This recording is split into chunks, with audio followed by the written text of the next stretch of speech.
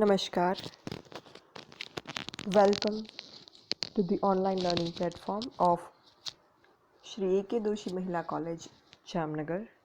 Myself, Dhruvika Kanabar, presenting my lecture on personal management, business management, વાણિજ્ય વ્યવસ્થા કે કર્મચારી સંચાલન, જે આપણા સબ્જેક્ટનું નામ છે. આપણે કર્મચારી સંચાલન એટલે શું, એની અર્થ, એની વ્યાખ્યા, એના લક્ષણો, એનું મિનિંગ, ડેફિનેશન અને કેરેક્ટરિસ્ટિક્સ આ બધાની ચર્ચા કરી. હવે આપણે આ લેક્ચરમાં માનવ સંસાધન સંચાલન, હ્યુમન રિસોર્સ મેનેજમેન્ટ, આ ટોપિક જે છે એના વિશેનું ડિસ્કશન કરવાનું છે. તો આ માનવ સંસાધન સંચાલનને સમજવા માટે આપણે એક પછી એક આ ટર્મ આપી એની પહેલાં ચર્ચા કરીશું. ફર્સ્ટ ઓફ ઓલ, માનવ શું? વાણિજ્યની લેંગ્વેજમાં આપણે જો સમજવાનું હોય તો માનવ જે છે એ આપણે જાણીએ છીએ કે એક સામાજિક પ્રાણી છે. સમાજની દ્રષ્ટિએ માનવ એ જે બીજા અન્ય જીવંત પ્રાણીઓ છે, જેમ બીજા પ્રાણીઓને પણ હાથ, પગ, આંખો, શરીર હોય છે એ રીતે માનવને પણ છે. પણ સામાજિક દ્રષ્ટિએ જો માનવને આપણે જોઈએ, એનું મૂલ્યાંકન કરીએ સામાજિક પ્રાણી તરીકે, તો માનવ જે છે એ અન્ય જીવંત પ્રાણીઓની સરખામણીમાં માનવ પાસે બુદ્ધિની દ્રષ્ટિએ, વિચાર વિમર્શની દ્રષ્ટિએ, રજૂઆતની દ્રષ્ટિએ, રજૂઆત શક્તિની દ્રષ્ટિએ કે પછી પ્રક્રિયા કે કામગીરી સંબંધે જે બીજા પ્રાણીઓ છે એના કરતાં એક અલગ તરી આવતું, એક વિશિષ્ટ શક્તિઓ ધરાવતું પ્રાણી છે. માણસ પાસે જેમ આંખો, હાથ, બોડી છે, બીજા જે ઓર્ગન્સ છે, એમ તમને અન્ય પ્રાણીઓમાં પણ જોવા મળે. છતાં પણ જેમ માનવ વિચારી શકે કોઈ વસ્તુને, માનવ જે નવી નવી શોધ કરી શકે છે, માનવ જે રીતે આ વિશ્વ જે છે એને ચલાવે છે, એ રીતે બીજા પ્રાણીઓમાં આ બધી શક્તિઓ રહેલી નથી. એટલા માટે માનવ જે છે એને સામાજિક માનવ, આર્થિક માનવ, બૌદ્ધિક માનવ, આ અલગ અલગ દૃષ્ટિકોણથી જે છે એને ઓળખી શકાય. અમુક સંચાલકીય રીતે જે છે એ ઓળખાય, અમુક બિન સંચાલકીય રીતે, પણ માનવ જે છે એને આ રીતે ઓળખી શકાય. તો આ થઈ માનવ એટલે શું, વાણિજ્યના પરિપ્રેક્ષ્યમાં વાત કરીએ તો એની વાત. ત્યારબાદ સંસાધન એટલે શું? સંસાધન એટલે રિસોર્સ. રિસોર્સ એટલે સાધનો. સંસાધન એટલે કોઈ પણ ચોક્કસ કામગીરી, કાર્યપ્રવૃત્તિ કે યોજના એને પાર પાડવા માટે જે સાધ્ય જોઈએ, જે સાધન જોઈએ, એને કહેવાય સંસાધનનો સ્ત્રોત. તો એકમ કે સંસ્થા જે છે એમાં માનવનું જે યોગદાન છે, માનવનો જે ફાળો છે એ બીજા સાધનો કરતાં અનેક ગણો વધારે છે. અને જો માનવ ન હોય એકમમાં, ધંધાકીય એકમમાં, તો બીજા સાધનો જે છે સંચાલનના કે વહીવટના, એ બિનઉપયોગી બની જાય. એટલા માટે માનવને જે છે એ એકમ કે સંસ્થા માટે સંપત્તિ તરીકે સ્વીકારવામાં આવ્યા છે. અને એટલે જ આ સંપત્તિની, એક માનવ ધનની પ્રાપ્તિ, એનો ઉપયોગ, એની જાળવણી, એની કાર્યક્ષમતા, આ બધી જ બાબતો અગત્યની છે. કારણ કે સંપત્તિ હોય, આપણી પ્રોપર્ટી હોય, પર્સનલ લેવલે તમે વાત વિચારો, ઇન્ડિવિજ્યુઅલ લેવલે આપણી કંઈક પ્રોપર્ટી હોય, જો સ્થાવર કે જંગમ મિલકતો, તો આપણે એ પ્રોપર્ટીનું કેટલું ધ્યાન રાખીએ કે આપણી પ્રોપર્ટી જે છે આપણે ખરીદવામાં એટલી ધ્યાન રાખીએ કે એવી પ્રોપર્ટી ખરીદીએ કે ભવિષ્યમાં જેના ભાવ વધે. એનો ઉપયોગ કરીએ તો એનો ઉપયોગ કાર્યક્ષમ રીતે કરવાનો પ્રયત્ન કરીએ, એની જાળવણી કરીએ, પ્રોપર્ટીનું મેન્ટેનન્સ આપણે કરતા હોઈએ. પ્રોપર્ટી તો નિર્જીવ છે, તો માનવ સંપત્તિ જે છે એ તો સજીવ છે, જીવંત છે. તો આ જે પ્રોપર્ટી છે એકમ માટે, યુનિટ માટે, એ સંપત્તિની પ્રાપ્તિ, ઉપયોગ, જાળવણી, કાર્યક્ષમતા, આ બાબતો બહુ અગત્યની બની જાય. અને એટલા માટે જે છે એ અમુક વિચારસરણીઓ કે પદ્ધતિઓ જે છે એ અંગેની માહિતી આ બાબતે જરૂરી બને.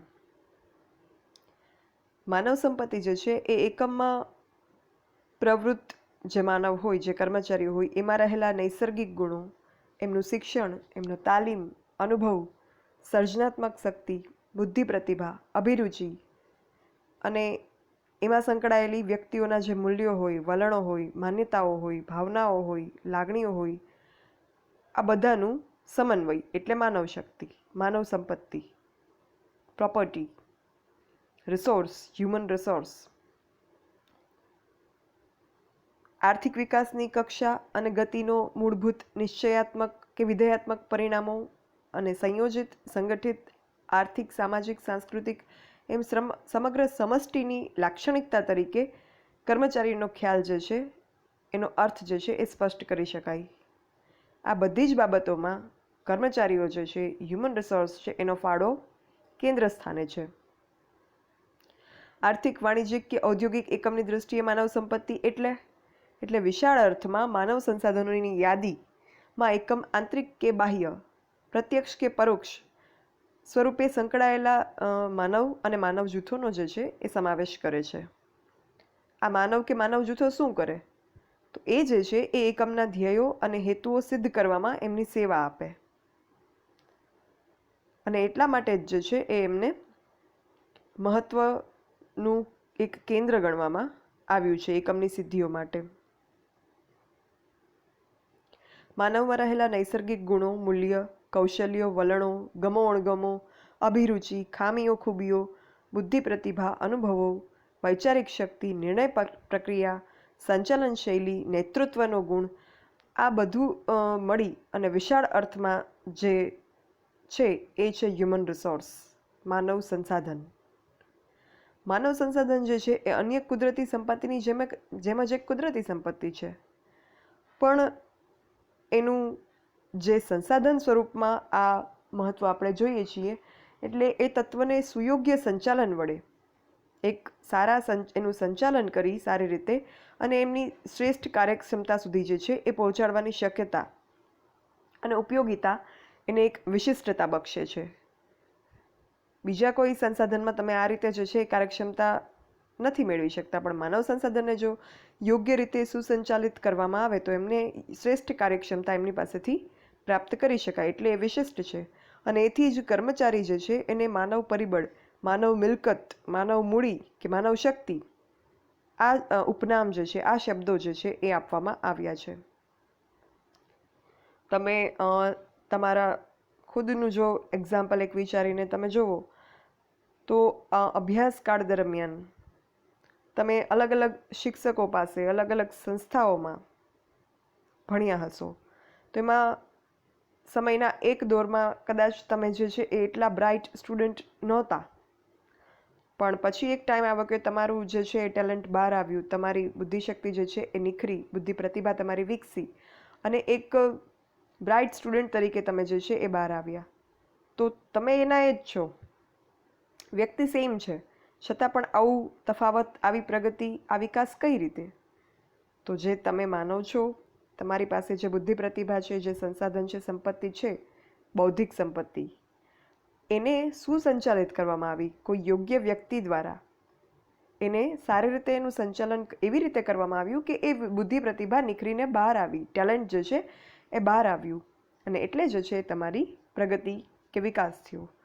તો સેમ વસ્તુ જે તમારી સાથે થઈ એ કર્મચારીઓ સાથે પેઢીમાં કરવામાં આવે તો જે માનવ સંપત્તિ છે એનો શ્રેષ્ઠતમ ઉપયોગ થાય.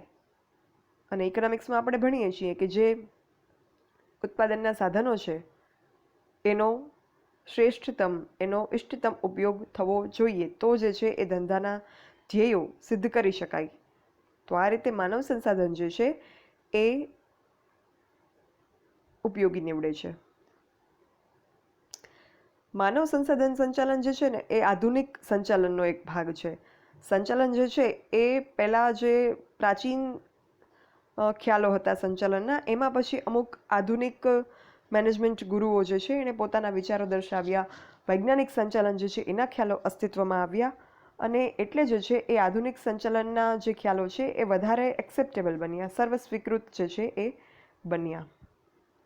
એકમમાં જે કામ કરતા હોય માનવ તત્વ એને જીવંત સાધન તરીકે સ્વીકારવા, એમની અમાપ શક્તિઓને એકમના વિકાસ તરફ વાળવી, સંચાલન દ્વારા આયોજન, વિકાસ, તાલીમ, જાળવણી, સેવા વિષયક અનેક કામગીરી જે છે એ કરવી, એ બધું માનવ સંસાધન સંચાલન જે છે એનો એક હિસ્સો છે. માનવ તત્વને અનુલક્ષીને થતી કોઈ પણ કામગીરી હોય, જે કંઈ કામગીરી હોય, એને સંકલિત કરવી, એને કોઓર્ડિનેટ કરવી અને એને જે છે એ રજૂ કરવી, એ માનવ સંસાધન સંચાલન જે છે એનો હાર્દ છે.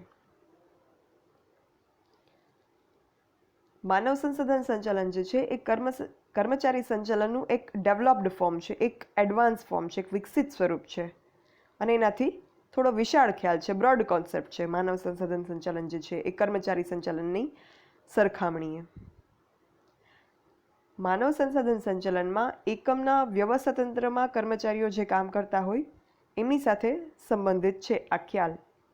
એમાં કર્મચારીઓની પ્રાપ્તિ કરવી, જાળવણી કરવી, વિકાસ કરવો, વ્યવસ્થા, એમની સમસ્યાનું સમાધાન, વેતન સંચાલન અને કર્મચારી સાથે ઔદ્યોગિક માનવ સંબંધો જાળવવા, આ બધી બાબતો જે છે એ સમાવિષ્ટ થાય છે. માનવ સંસાધન સંચાલન જે છે એનું અલગ અલગ રીતે, અલગ અલગ વ્યૂ પોઈન્ટથી સંચાલકીય વિશારદોએ, મેનેજમેન્ટ એક્સપર્ટ્સે એની વ્યાખ્યા આપી છે. એમાં અહીંયા આપણે સ્ક્રીન પર તમે જોઈ શકો છો, સ્કોટ, ક્લોધિયર એન્ડ સ્પ્રિગલ, એમના મતે જે છે એ એક વ્યાખ્યા જણાવવામાં આવી છે અહીંયા. એ વ્યાખ્યા શું કહે છે કે માનવ સંસાધન સંચાલનનો હેતુ કર્મચારી સંચાલન, કર્મચારી વહીવટ, સંચાલન અને વહીવટ બે શબ્દ અહીંયા અલગ વાપર્યા. આ શું છે એ આપણે જાણીએ છીએ, 12થમાં તમે આ વસ્તુ ભણ્યા છો. સંચાલન જે છે એ ટોપ લેવલની ઓથોરિટીના લોકો દ્વારા, કર્મચારીઓ દ્વારા કરવામાં આવતું કામ છે. અને વહીવટ એ શું છે તો કે વહીવટ એ સંચાલને નક્કી કરેલી બાબતો જે છે એનો અસરકારક અમલ સાથે સંકળાયેલી બાબત છે, એનો અમલ કરે છે વહીવટ. અને એ જે છે એ મિડલ લેવલ અને બોટમ લેવલ, મધ્ય સપાટી અને તળ સપાટીના કર્મચારીઓ દ્વારા કરવામાં આવે છે. તો આ કર્મચારીનું સંચાલન અને વહીવટ અને ઔદ્યોગિક સંબંધોને વ્યવસ્થાતંત્રના માળખામાં સ્થાપિત કરવા, આ જે છે એ માનવ સંસાધન સંચાલનનો હેતુ છે. અને એના દ્વારા પછી કરવાનું શું છે તો એના દ્વારા જે છે એ મહત્તમ વ્યક્તિગત વિકાસ કરવો, ઇન્ડિવિજ્યુઅલ લેવલે. કર્મચારી સંચાલન જે આપણે ભણીએ ને એનો અર્થને વ્યાખ્યા સમજીએ, એમાં શું હતું, બધા જ કર્મચારીઓને લગતી બાબત હતી. એક ગ્રુપ જે કર્મચારીઓનું છે એને સ્પર્શતી બાબત હતી. એમાં કોઈ એક કર્મચારી માટે પર્ટિક્યુલર જે છે એ વિચારો કરવામાં નહોતા આવતા, આયોજનો કરવામાં નહોતા આવતા. એક કર્મચારીઓ માટે કોઈ કાર્યો જે છે એમને ઇન્ડિવિજ્યુઅલ લેવલે વ્યક્તિગત રીતે જે છે મહત્ત્વ આપીને કોઈ વિચારો નહોતા થતા. અહીંયા એ વસ્તુ થાય છે. અહીંયા જે છે એ મહત્તમ વ્યક્તિગત વિકાસ કરવાનો છે કર્મચારીનો. એક કર્મચારી જે છે એના વિકાસ માટેની વિચારણા કરવામાં આવે છે. તો આ મહત્તમ વ્યક્તિગત વિકાસ કરવા માટે કર્મચારી અને સંચાલકો વચ્ચે, કારણ કે સંચાલકો જે છે એ એમના ઉપરી અધિકારીઓ છે કર્મચારીના, તો એ લોકો વચ્ચે, કર્મચારી વચ્ચે એટલે સમકક્ષ કર્મચારીઓ વચ્ચે, સેમ લેવલના કર્મચારીઓ વચ્ચે આંતરિક કાર્ય સંબંધો વિકસાવવા. આવું શા માટે થવું જરૂરી છે? કારણ કે જો કર્મચારી અને સંચાલકો વચ્ચે સારા, સુસંવાદિતતાપૂર્ણ, હાર્મોનિયસ રિલેશન્સ હશે તો એનાથી જે છે એ સંચાલકો એમનું સંચાલન સફળ રીતે કરી શકશે. સંચાલકોને જે કંઈ લાગે કે આવું કરવાથી કર્મચારીઓનો વ્યક્તિગત વિકાસ થશે, તો એ બાબતો સંચાલક જે છે એ બાબતનું કામ કરે તો એનો યોગ્ય રીતે અમલ કરવામાં આવશે કર્મચારીઓ દ્વારા, જો એમની વચ્ચે આંતર સંબંધો સારા હશે. અને કર્મચારી વચ્ચે સારા સંબંધો હશે, એનાથી શું થશે તો કે દરેક કર્મચારી જે છે એમની વચ્ચે ભાઈચારાની ભાવના હશે, બ્રધરહુડ હશે, તો એ લોકો જે છે એ ભેગા મળીને જૂથ પ્રયત્નો દ્વારા, ગ્રુપ એફોર્ટ્સથી જે છે, ટીમ વર્કથી જે હેતુ છે એકમનો એ સિદ્ધ કરવામાં મદદરૂપ થશે. તો આ આંતરિક સંબંધો જે છે, આંતરિક કાર્ય સંબંધો એમને વિકસાવવા, એ જે છે એ બાબતનું અહીંયા સમાવેશ થાય છે.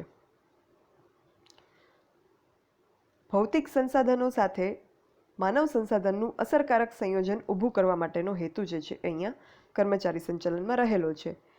માનવ સંસાધન જે છે એ એક જીવંત સંપત્તિ છે એકમની.